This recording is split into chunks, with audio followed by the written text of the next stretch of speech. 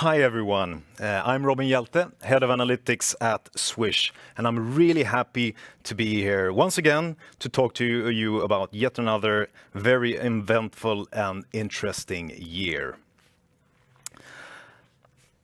Last year, when we were looking back at 2020, the pandemic was right in the middle of a period of increased restrictions, but there was considerable hope looking forward. And 2021 has certainly delivered on the excitement side of things.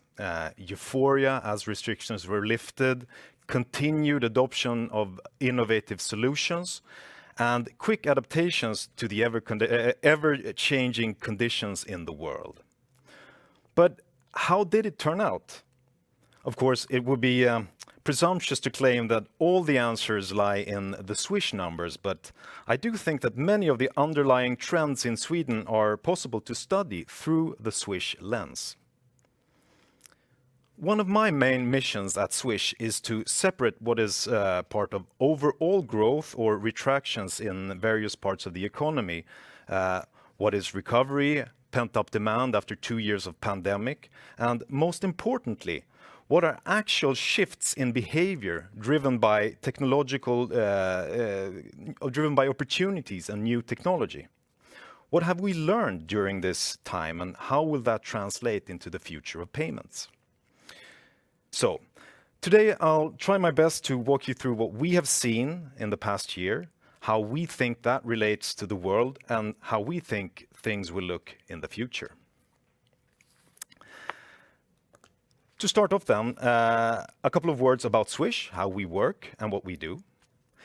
Here's an illustration of Swish's position in the ever-growing network of banks, partners and companies that make up our ecosystem. On the left-hand side, we've got all the crucial technological and development partners that we work with in order for everything to work properly.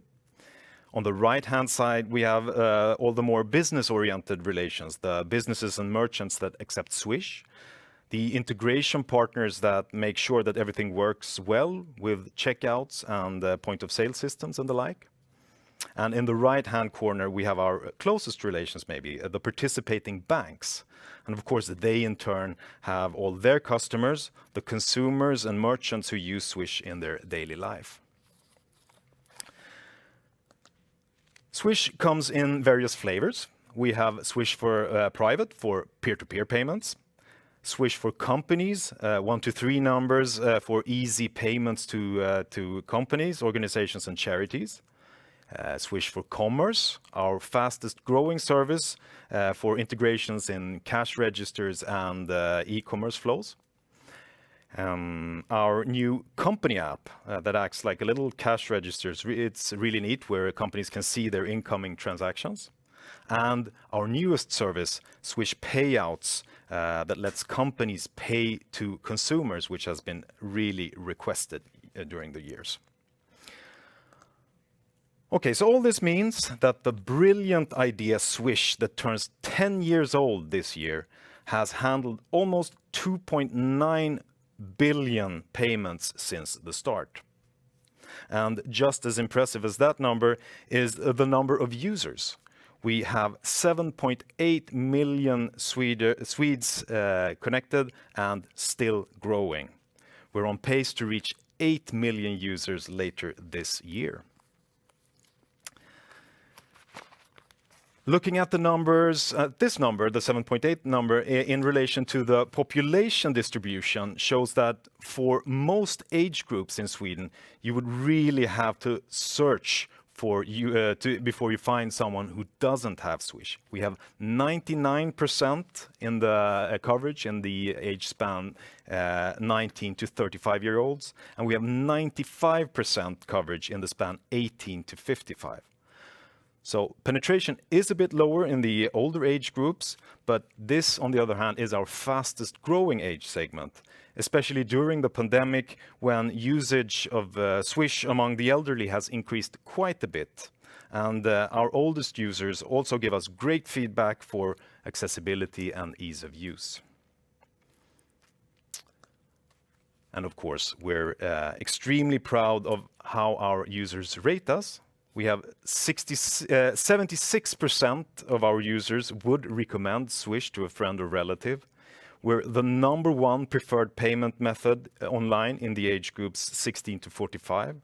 On average, our users use Swish for 8 payments every month. And last year, we were voted the strongest brand in Sweden by YouGov. And we'll go more in depth into the last two squares here, so I won't talk much about them now.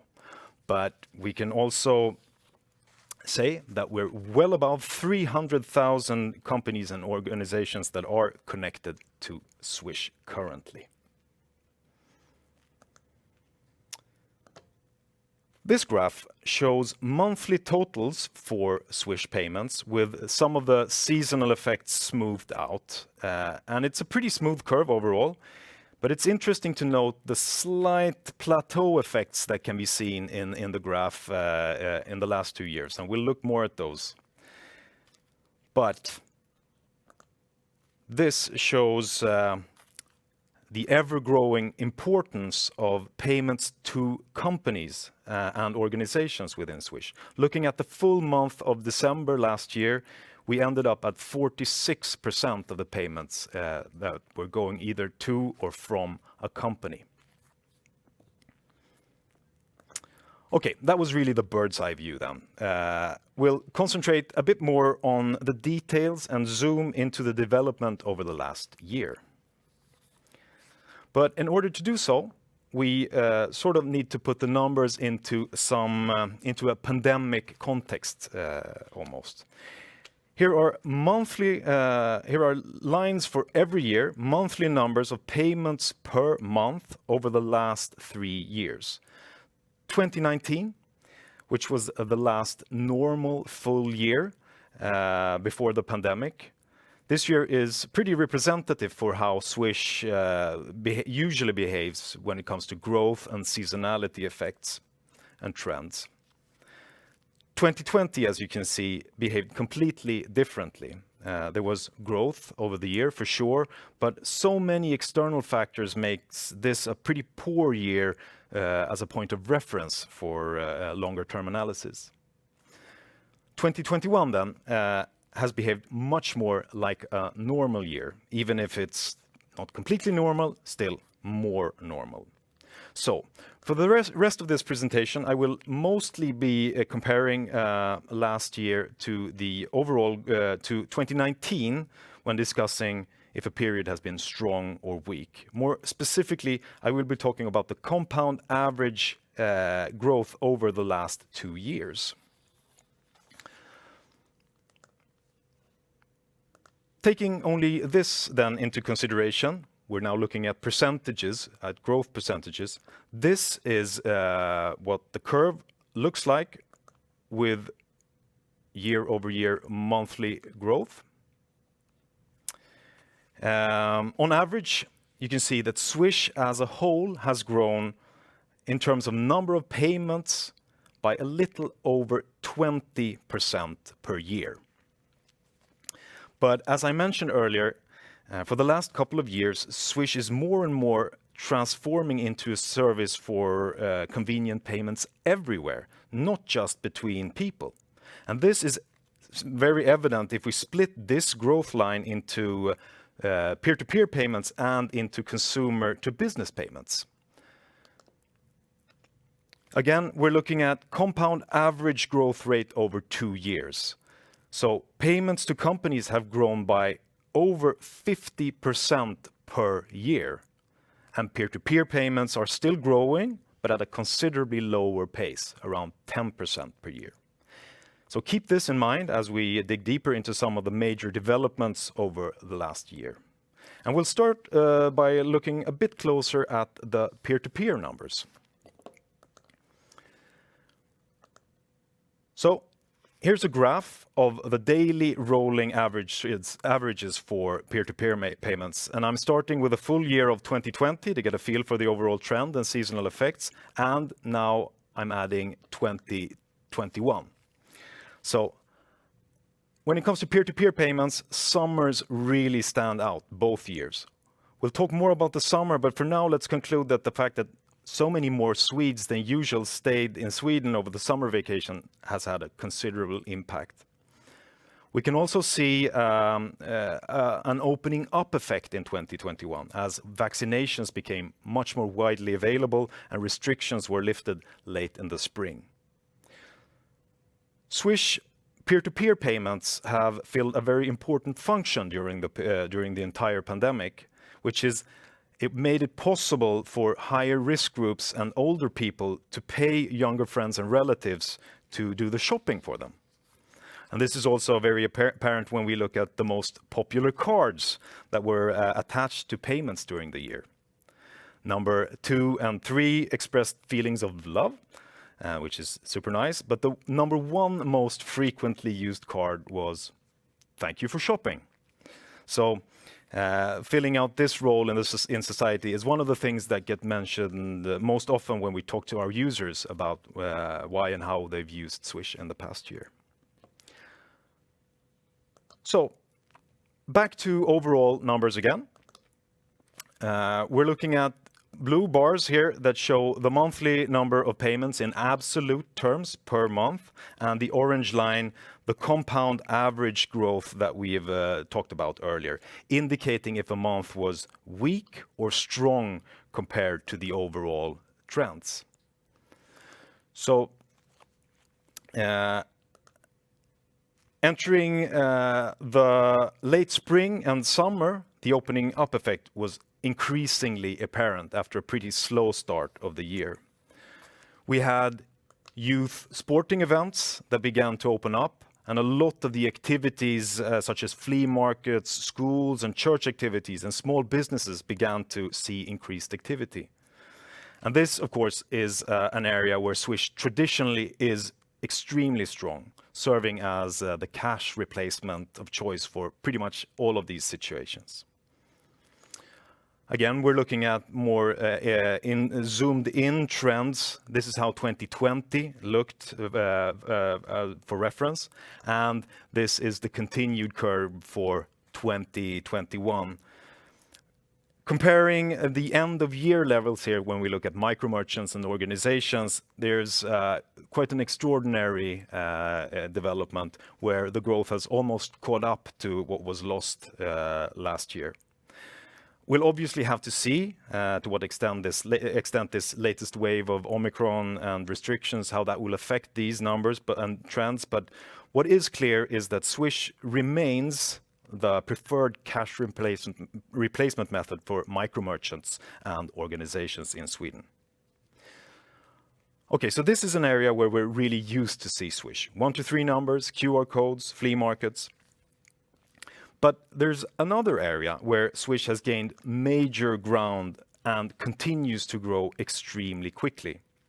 This is the increasingly more common situation where the phone can be used as an integral part of the customer journey in physical locations, as a convenient tool for self-service.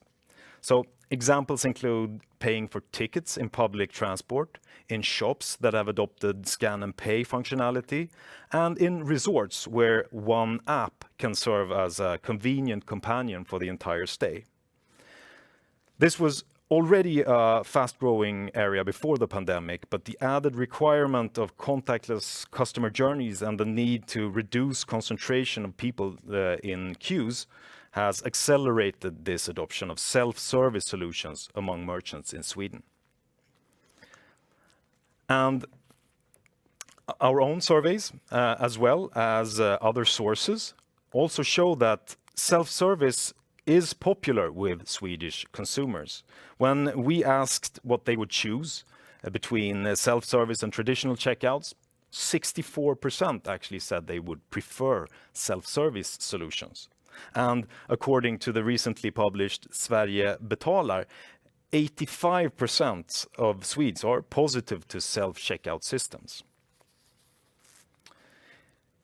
In trend terms, this is what we can see in the Swish numbers over the last couple of years.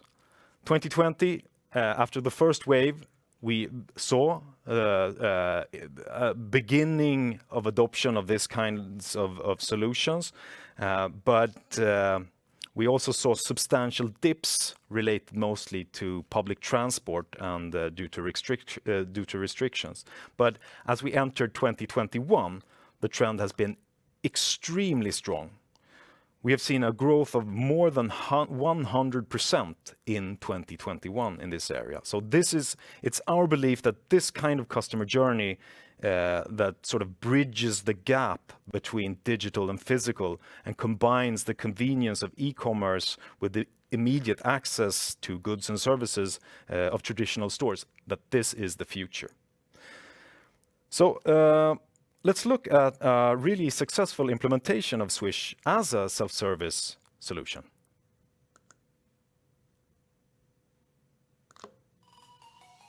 När du kommer hit till Kungsberget så vill du bara ut och åka skidor. Det är mycket att tänka på. Du ska få dig skidutrustning, du ska ha med dig ungarna, du ska ladda liftkortet. Och då är det så smidigt att ha mobilen, för den glömmer du aldrig hemma. Så med Swish i mobilen så klarar du dig. Det är så smidigt.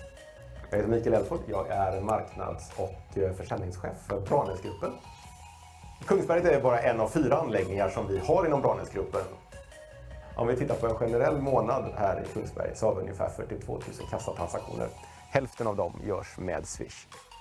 Ladda liftkort via mobilen så görs 61% av alla betalningar med Swish. Och i våra restauranger där man betalar och beställer i en app så görs faktiskt 98% med Swish. Vi har många olika betalningslösningar, men när vi införde Swish så får jag nog ändå säga att det är en av de smidigaste integrationerna vi har gjort. Och vi har Swish på alla anläggningar, vi har samma system överallt. Och vi ser på gästernas nöjdhet att det funkar precis likadant över hela Sverige. Det är framgångsfaktorn för Swish. Det funkar bara. Yeah, that's great. So, shifting gears a bit then, we'll be focusing on the extremely strong summer last year. So, one of the most interesting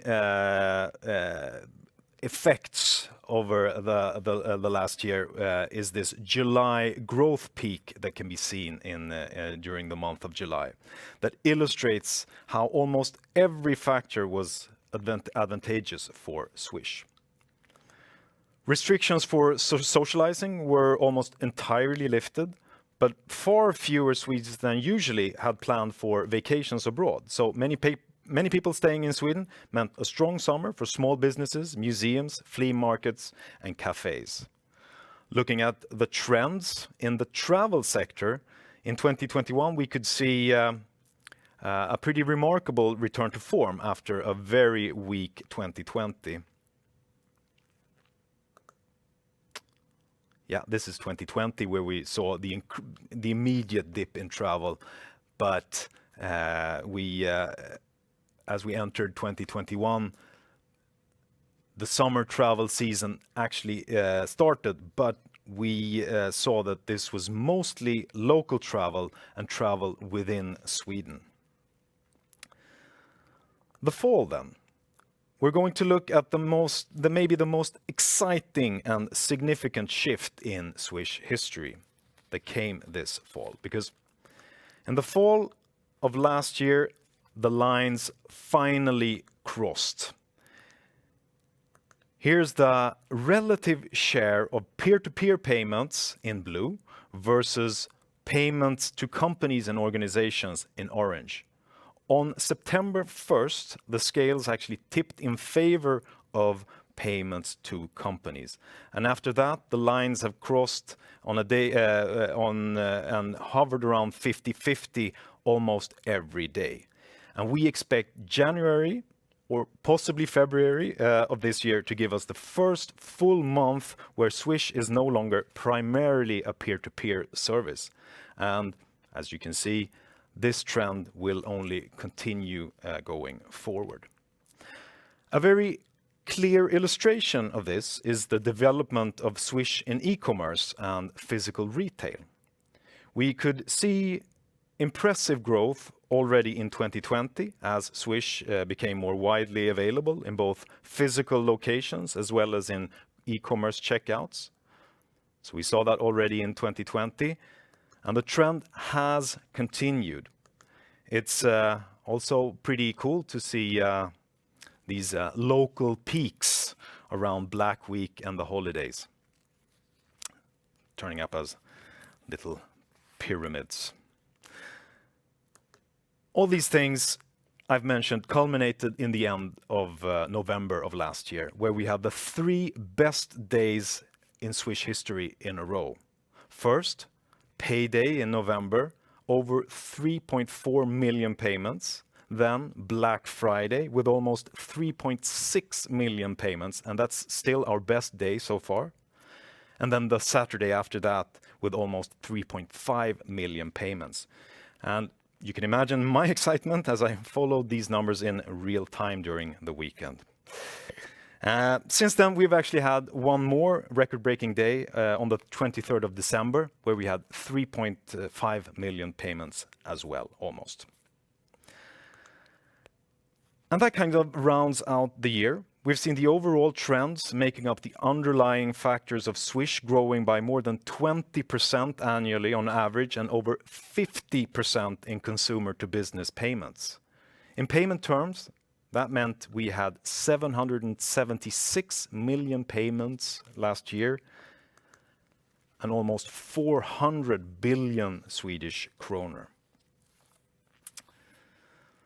Before I finish, I want to look at one more area that has been seriously affected by the pandemic, which among other activities include this year's Christmas gift of the year, events and memberships. So looking at events and membership, 2020 was abysmal, but this year the trend was extremely positive with enormous summer peak.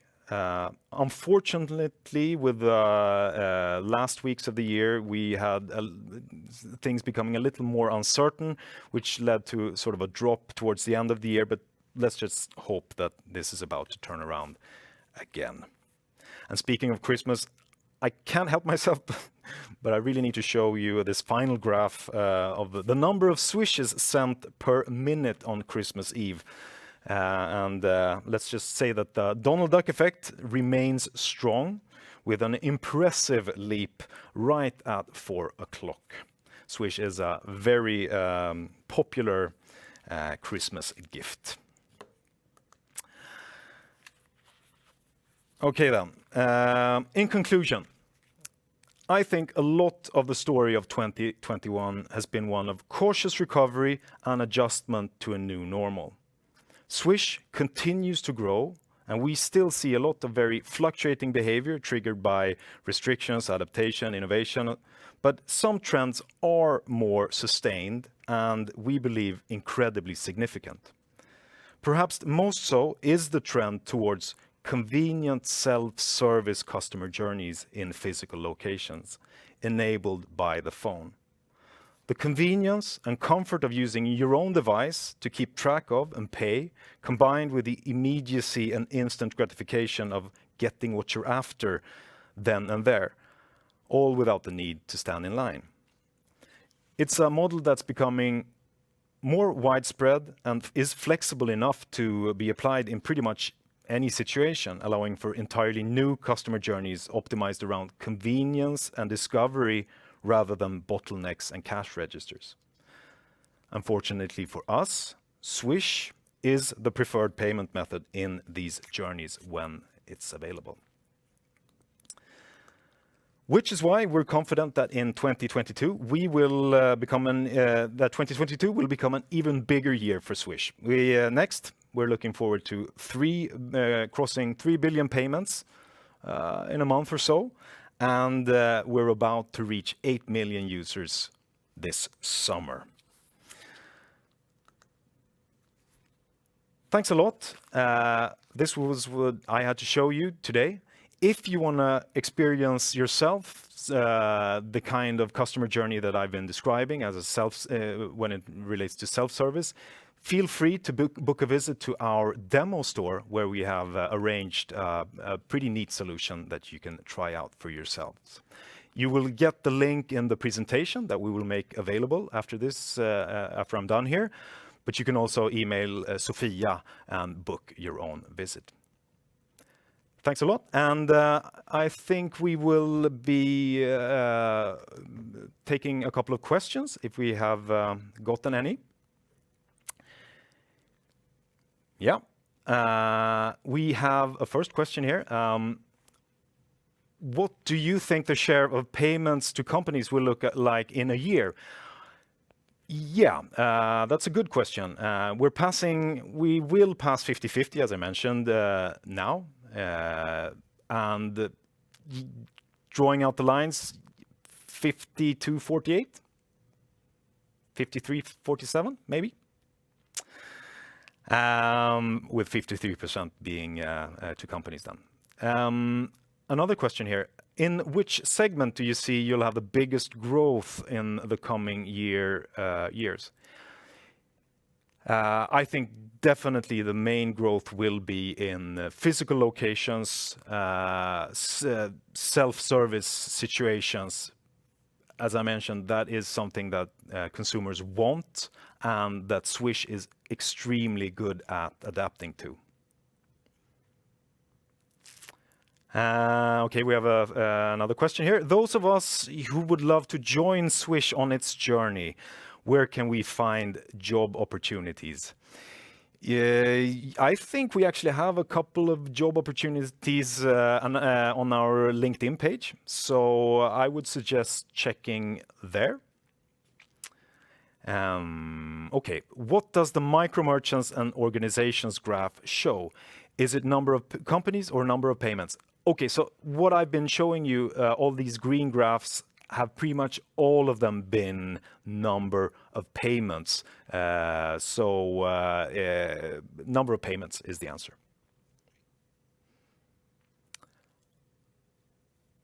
Now would probably be the time to send if you have any more questions. If not, thanks a lot for listening. And we'll see you in our next analytics update, probably towards summer.